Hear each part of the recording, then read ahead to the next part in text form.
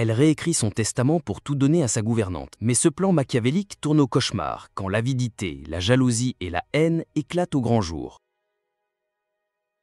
La maison de Madame Amélie dominait la vallée comme une forteresse oubliée. De vieilles pierres couvertes de lierre semblaient respirer les histoires d'antan. La vieille dame, alitée mais lucide, écoutait le vent frapper les vitres et pensait à son héritage. Ses enfants la croyaient faible, vulnérable, presque inconsciente. Mais derrière ses yeux fatigués brûlait encore une flamme vive, celle d'une femme qui avait lutté toute sa vie pour bâtir cette fortune. Elle savait que sa fin approchait, et avec elle, la ruée de vautours, car ce n'était pas son amour qu'il convoitait, mais son argent. Chaque visite de ses enfants n'était qu'un théâtre grotesque, baisers forcés, promesses mensongères, inquiétudes feintes. Amélie voyait clair dans ce manège, et plus elle les observait, plus son cœur se durcissait. Alors, dans le silence de sa chambre, une idée germa, une idée audacieuse, presque cruelle mais nécessaire. Elle allait réécrire son testament, pas pour ses enfants cupides, mais pour Élise, sa gouvernante. Non pas pour enrichir Élise, mais pour tester les siens. Elle voulait les démasquer, les contraindre à révéler leur vrai visage. Ainsi, elle saurait, avant de fermer les yeux, si ses enfants avaient un jour réellement aimé leur mère.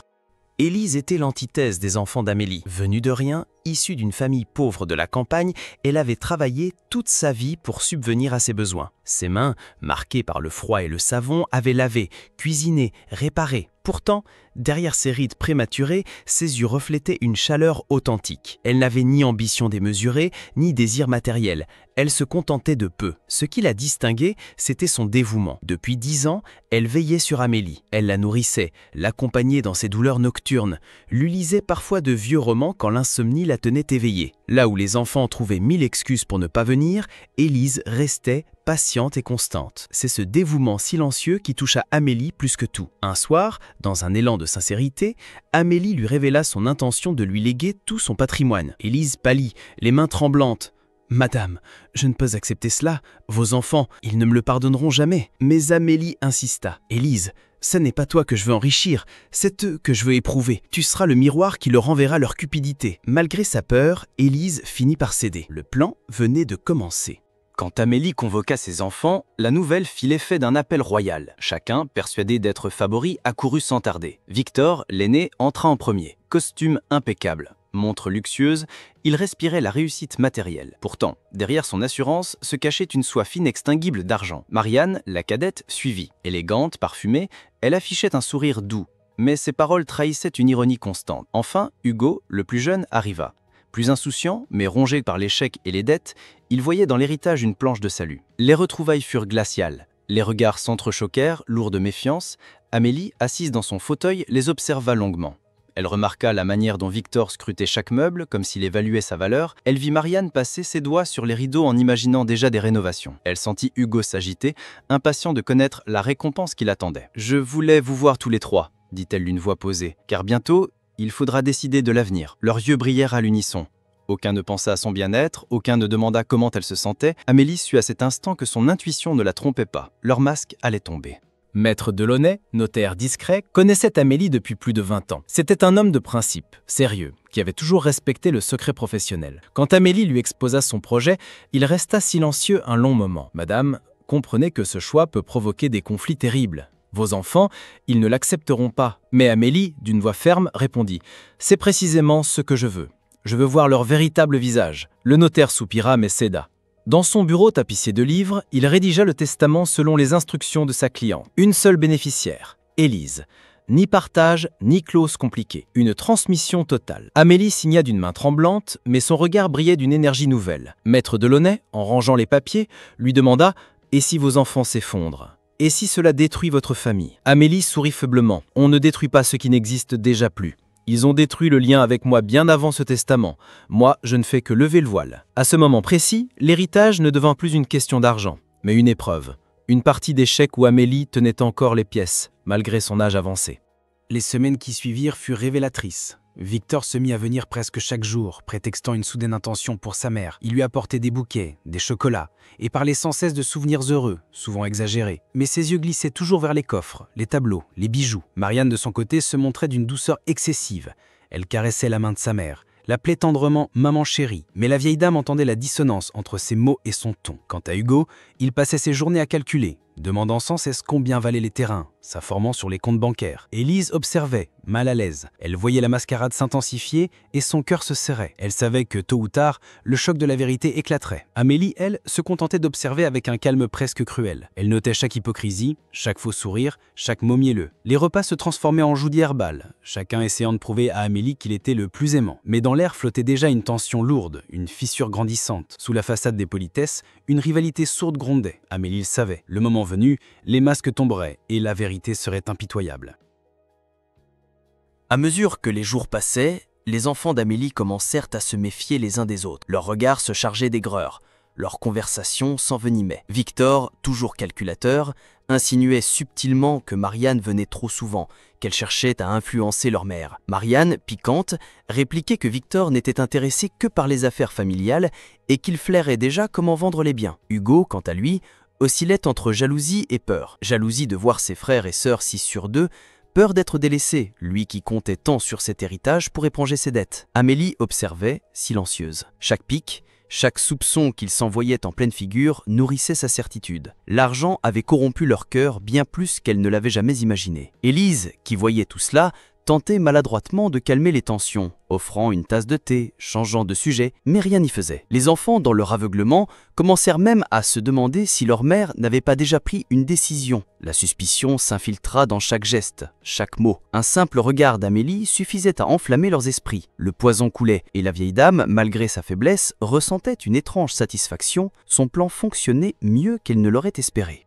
Alors que l'atmosphère se tendait, Amélie se laissa aller à des souvenirs enfouis. Dans la solitude de sa chambre, elle repensait aux années où ses enfants étaient encore petits, innocents, courant dans le jardin, riant aux éclats. Elle avait tant espéré les voir devenir des adultes soudés, loyaux, capables de porter son nom avec honneur. Mais la vie en avait décidé autrement. L'ambition de Victor l'avait éloigné, la vanité de Marianne avait détruit leur complicité, et l'insouciance d'Hugo s'était transformée en paresse corrosive. Amélie se demandait alors si c'était elle qui avait échoué. Avait-elle donné trop ou pas assez? Avait-elle semé l'indifférence sans le savoir? Ces questions la hantaient, mais elles nourrissaient aussi sa détermination. Si ses enfants n'avaient retenu de son éducation que la soif de posséder, alors il était temps de leur tendre un miroir. Dans ces instants d'introspection, Élise apparaissait parfois, une tisane à la main ou un simple sourire rassurant. La gouvernante était devenue ce que ses propres enfants n'étaient plus. Une présence sincère, une chaleur désintéressée. Amélie voyait dans ce contraste une vérité douloureuse. L'amour qu'elle avait tant cherché auprès de ses enfants, elle le trouvait chez une étrangère. Peu de temps après, une rumeur commença à circuler dans la maison. Nul ne savait comment elle avait pris racine. Mais Victor, Marianne et Hugo étaient persuadés qu'un Nouveau Testament existait. Les conversations prenaient alors des allures d'interrogatoire. Chacun questionnait discrètement Élise, tentant de lui arracher une information. Élise, mal à l'aise, restait évasive. Mais son silence, loin d'apaiser le soupçon, les attisa. Victor, le plus méfiant, affirma que leur mère avait sûrement modifié les dispositions pour punir l'un d'entre eux. Marianne soutint que leur mère la préférait, qu'elle avait toujours été la fille idéale. Hugo, nerveux, redoutait déjà d'être écarté. L'air devint lourd, irrespirable. Les repas se transformaient en duels silencieux, chacun guettant la moindre réaction d'Amélie. La vieille dame, amusée, se gardait bien de démentir ou de confirmer quoi que ce soit. Son silence était son arme, et elle la maniait avec une précision cruelle. Le doute grandissait dans les esprits. Plus personne ne parlait d'avenir avec légèreté. Chaque mot, chaque sourire semblait caché derrière une arrière-pensée. La rumeur, comme une traînée de poudre, avait enflammé leurs craintes. Le piège se refermait doucement. Victor, fidèle à sa nature, décida de prendre les devants. Habitué aux stratégies d'affaires, il se mit à calculer un plan. Il cherchait à se rapprocher d'Élise, pensant qu'elle pouvait être une alliée, ou au moins une informatrice. Il lui parlait gentiment, feignait l'intérêt pour son quotidien, lui glissait même des enveloppes discrètes. Mais Élise, honnête jusqu'au bout, refusa chaque tentative. Face à ces refus, Victor changeait de tactique. Il cherchait à influencer sa mère directement, multipliant les attentions artificielles. Il lui lisait le journal, lui proposait des promenades, lui parlait de projets familiaux qu'il n'avait jamais envisagés auparavant. Mais Amélie voyait clair dans son jeu. Derrière chaque sourire, elle discernait l'avidité. Cette insistance agaça ses frères et sœurs. Marianne l'accusait de jouer les saints, tandis que Hugo, jaloux, dénonçait son hypocrisie. Les disputes éclataient désormais presque chaque jour, et Victor, loin d'apaiser la situation, jetait de l'huile sur le feu. Amélie, témoin de ses manigances, constata que son fils aîné était prêt à tout pour obtenir gain de cause. Mais ce qu'il ignorait, c'est que ses efforts ne faisaient que confirmer sa cupidité aux yeux de sa mère. Le plan révélait les âmes, et Victor montrait déjà la sienne. Si Victor jouait la carte de la stratégie, Marianne choisit celle de la séduction et de la manipulation. Elle savait manier les mots comme des armes. Douce en apparence, elle piquait là où ça faisait mal. Elle se montrait aux petits soins, caressant la main de sa mère, l'appelant avec des surnoms affectueux qu'elle n'avait pas employés depuis son enfance. Mais dans ses regards passait parfois une lueur glaciale qui trahissait son calcul. Elle tenta également de discréditer Élise. En insinuant subtilement qu'une domestique ne devait pas s'immiscer dans les affaires de la famille, elle cherchait à réveiller les doutes d'Amélie. Mais la vieille dame, loin d'être naïve, notait chaque remarque. Elle voyait bien que Marianne ne cherchait pas à la protéger, mais à éliminer une rivale imaginaire. Les tensions montaient aussi avec ses frères. Marianne reprochait à Victor son arrogance et à Hugo son irresponsabilité. Chacun de ces mots était comme une goutte de poison, savamment distillée. Mais derrière son masque raffiné, Amélie reconnaissait la vipère. Pourtant, Marianne se croyait maîtresse du jeu. Elle ignorait qu'en essayant de salir Élise, elle ne faisait que confirmer ce que sa mère redoutait, que l'amour de sa fille n'était qu'une façade. Hugo, le plus jeune, n'avait ni la discipline de Victor, ni la perfidie de Marianne. Mais il possédait une faiblesse dangereuse, sa dépendance à l'argent. Endetté, désespéré, il voyait dans l'héritage la seule chance de se relever. Ses nuits étaient peuplées de cauchemars, où il se voyait rejeté, abandonné, sans un sou. Cette peur le rongeait, le poussant à la nervosité et aux colères soudaines. Contrairement à ses frères et sœurs, il ne savait pas feindre très longtemps. Devant sa mère, il oscillait entre suppliques et accusations. « Maman, tu sais que j'ai toujours eu besoin de toi. Tu ne peux pas me laisser tomber. » Mais parfois, dans un excès d'angoisse, il laissait échapper des paroles cruelles, lui reprochant son manque de soutien passé. Amélie, blessée, voyait là une autre facette de son fils. L'enfant éternel, incapable d'assumer ses choix. Élise, compatissante, essayait de calmer Hugo, de lui rappeler la tendresse qu'il avait eue autrefois. Mais son désespoir l'aveuglait. Peu à peu, il en vint à haïr Victor et Marianne. Convaincu qu'il manœuvrait pour l'évincer, sa jalousie devint une arme, et dans la maison résonnaient désormais ses cris. Amélie savait que Hugo, plus encore que les autres, allait sombrer dans le piège qu'elle avait tendu.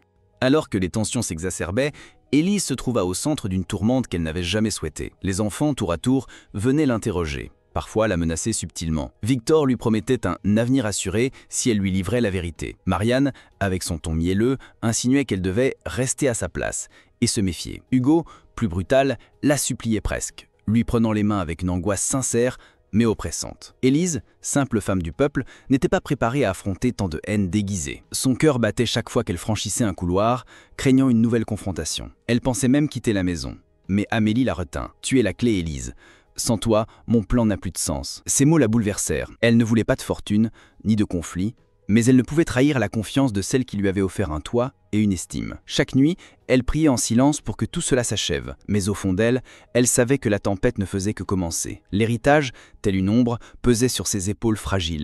La maison, autrefois pleine de rires, se transforma en champ de bataille invisible. Les couloirs résonnaient de disputes s'étouffer, de reproches lancés à voix basse. Chaque repas devenait une arène où les regards suffisaient à déclencher des tempêtes. Amélie, assise au centre de la table, restait impassible, observant comme une reine son royaume en décomposition. Victor calculait, Marianne manipulait, Hugo suppliait. Chacun usait de ses armes, et Élise, malgré elle, devenait la cible centrale de leur rancune. On lui reprochait d'être trop proche de leur mère, d'avoir trop d'influence, de cacher des secrets. La gouvernante, discrète et honnête, ne comprenait pas cette haine grandissante. La tension atteignit son paroxysme lorsqu'une dispute éclata entre Victor et Hugo. Le premier accusa le second d'être un parasite, incapable de gagner sa vie. Hugo répliqua violemment, lançant un verre contre le mur. Marianne, quant à elle, se contenta de sourire, ravie de les voir s'entre-déchirer. Amélie, bien que bouleversée, sentit une étrange satisfaction. Les masques tombaient un à un. L'argent révélait la vérité nue. Ses enfants n'étaient plus une famille, mais des adversaires, prêts à tout pour arracher leur part. Le piège fonctionnait, mais elle savait que le pire restait à venir. Un soir d'orage, Amélie prit une décision. Elle convoqua ses enfants dans le grand salon, éclairés par les lueurs tremblantes des chandelles. La pluie battait contre les vitres et l'atmosphère pesait comme avant une tempête. Élise, silencieuse, restait en retrait, témoin malgré elle de ce qui allait se jouer. « Mes chers enfants », commença Amélie d'une voix ferme malgré sa fatigue, « il est temps que vous sachiez, j'ai réécrit mon testament. » Un silence glacial suivit, les regards se croisèrent, brûlants de suspicion. Victor serra les poings, Marianne fronça les sourcils, Hugo pâlit. « Tout mon patrimoine ira à Élise. » Ces mots tombèrent comme un coup près. L'explosion fut immédiate. Hugo cria, accusant sa mère de trahison. Marianne se leva brusquement, furieuse, et Victor, blême, resta figé, comme s'il avait reçu un coup violent. Élise, elle, sentit ses jambes fléchir sous le poids de la révélation. Amélie, malgré les cris, ne broncha pas. Elle les fixa un à un, lisant sur leur visage la rage, la douleur et l'avidité. Ce qu'elle vit confirma ses soupçons. Aucun d'eux ne pensa à elle, à son choix, à ses raisons. Non, ils ne virent qu'une chose, leur perte. Le piège s'était refermé. Ce fut le chaos. Victor, la voix tremblante de colère, accusa Élise de manipulation. « Tu as profité de sa faiblesse !» hurla-t-il. Marianne, ivre de rage, traita sa mère d'ingrate, rappelant tout ce qu'elle avait sacrifié pour elle. Hugo, lui, se laissa tomber à genoux, implorant, suppliant, le visage baigné de larmes. Élise, bouleversée, tenta de se défendre. « Je n'ai rien demandé, je ne veux rien de tout ça !» Mais ses mots se perdaient dans la cacophonie des accusations. La pièce résonnait de cris, de reproches, d'insultes. Le vernis familial venait de voler en éclats. Laissant place à une vérité brutale, l'amour filial avait cédé depuis longtemps devant la cupidité. Amélie, assise dans son fauteuil, gardait son calme. Son cœur battait fort, mais ses yeux demeuraient froids. Elle avait provoqué cette tempête et, désormais, elle la laissait éclater. Chaque mot blessant, chaque geste violent était une preuve supplémentaire de ce qu'elle avait toujours su. Dans ce tumulte, une certitude s'imposa à elle. Il n'y aurait pas de retour en arrière. Le choix était fait, et le prix à payer serait inévitable. Ses enfants avaient révélé leur vrai visage. Après la révélation, la maison ne fut plus jamais la même. Le silence, d'abord lourd, céda à une hostilité ouverte. Victor et Marianne cessèrent de masquer leurs intentions. Chaque geste d'Élise était épié. Chaque mot interprété comme une preuve de manipulation. Même Hugo, d'abord accablé, commença à nourrir de sombres pensées. L'idée qu'une simple gouvernante hériterait de tout leur patrimoine lui paraissait insupportable. Les repas devinrent des champs de bataille. On ne parlait plus que d'argent, de droit, d'injustice. Les enfants ne voyaient plus leur mère comme une femme fragile à protéger, mais comme une source de richesse à défendre ou à contester. Amélie, lucide, observait la haine grandir. Elle voyait leurs regards durs, leur voix s'élever. L'amour familial avait totalement disparu, remplacée par une soif de revanche. Élise, elle, vivait dans une peur constante. Les couloirs qui autrefois respiraient la chaleur d'une maison de campagne devinrent des pièges glacés. Elle craignait d'être accusée, insultée, voire agressée. Ses nuits étaient hantées par des cauchemars, où Victor ou Marianne la dépouillaient violemment. Elle envisageait de fuir, mais Amélie la supplia de rester. « Si tu pars, ils auront gagné. Tu es mon ultime vérité. » Amélie, malgré son âge et sa santé fragile, tenait encore les rênes de ce jeu cruel. Elle voyait dans la colère de ses enfants une confirmation de ce qu'elle avait toujours su. Leur attachement n'avait jamais été tourné vers elle, mais vers sa fortune. Pourtant, au fond de son cœur, une blessure béante se creusait, car même si elle s'attendait à leur réaction, elle n'en demeurait pas moins une mère. Ses nuits devinrent longues, peuplées de pensées douloureuses. Elle revoyait ses 3 enfants, courir, rire, s'agripper à sa robe. Que s'était-il passé? Avait-elle semé cette avidité en leur donnant trou? Ou bien était-ce la société, la vie, qui avait corrompu leur âme? Ces questions, sans réponse, pesaient sur elle comme une pierre. Pourtant, devant eux, elle gardait son masque. Elle se montrait ferme, presque glaciale, car si elle avait flanché, si elle avait montré ses larmes, ils auraient pris cela pour une faiblesse. Alors elle resta droite, inflexible, déterminée à poursuivre ce plan jusqu'au bout. Son héritage n'était plus une question de bien, mais une leçon ultime. Elle voulait que ses enfants se souviennent, même après sa mort, qu'ils avaient perdu bien plus que de l'argent. Ils avaient perdu leur mère. Ce que les enfants ignoraient, c'était qu'Amélie avait ajouté une clause au testament. Dans un document scellé avec soin, elle avait écrit que si ses enfants venaient à nuire, à menacer ou à persécuter Élise, ils perdraient toute prétention, même symbolique. Le notaire maître Delaunay en était le gardien. Cette clause était son arme finale, son dernier rempart contre la cruauté qu'elle anticipait. Elle savait que Victor tenterait de manipuler, que Marianne chercherait à discréditer, que Hugo céderait à ses pulsions. Elle avait donc tout prévu. Quand les enfants découvrirent l'existence de cette clause, leur stupeur fut immense. Victor s'indigna, jurant qu'on voulait le piéger. Marianne éclata en sanglots, accusant sa mère d'injustice. Hugo, désespéré, supplia une fois de plus. Mais Amélie resta de marbre. « Vous vous êtes condamné vous-même par vos actes », déclara-t-elle d'une voix glaciale. La vérité les frappa de plein fouet. Il n'y aurait aucun retour en arrière. Leur avidité, leurs menaces, leur cruauté envers Élise avaient scellé leur sort. Désormais, l'héritage leur échappait définitivement. Et pour la première fois, ils réalisèrent que leur mère avait gagné. Les jours suivants furent lourds, presque irréels. Amélie, affaiblie,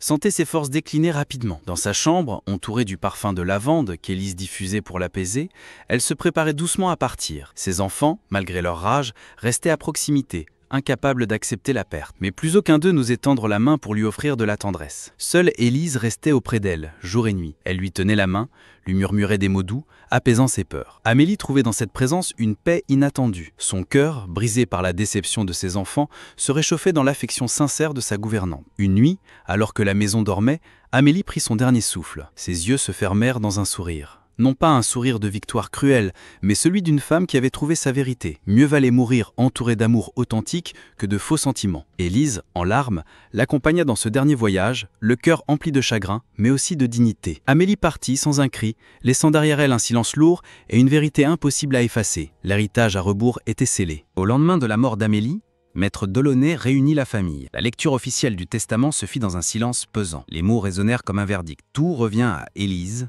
gouvernante, dévouée. Les enfants, blêmes, réalisèrent que rien ne pouvait plus changer. Leur avidité les avait dépouillés, non seulement de leur héritage, mais aussi de l'image qu'ils avaient laissée dans le cœur de leur mère. Victor, furieux, quitta la pièce en claquant la porte. Marianne, brisée, s'effondra en larmes. Mais ce n'étaient pas des larmes de chagrin filial, seulement celles d'une femme privée de luxe. Hugo, vide, erra dans la maison comme une ombre, murmurant qu'il n'avait plus rien. Élise, bouleversée, accepta cet héritage comme un fardeau autant qu'une responsabilité. Elle ne voyait pas dans cette fortune un trésor, mais un témoignage, celui d'une confiance inestimable. Elle jura en silence de l'honorer en vivant humblement, fidèle à la mémoire d'Amélie. Le message de la vieille dame était clair. La richesse n'était pas dans l'or ni dans les pierres, mais dans la sincérité des liens. Ses enfants, aveuglés, l'avaient perdue. Élise, simple et honnête, en héritait. Et vous? Si cette histoire vous a touché, abonnez-vous pour découvrir d'autres récits où les masques tombent et où la vérité triomphe toujours.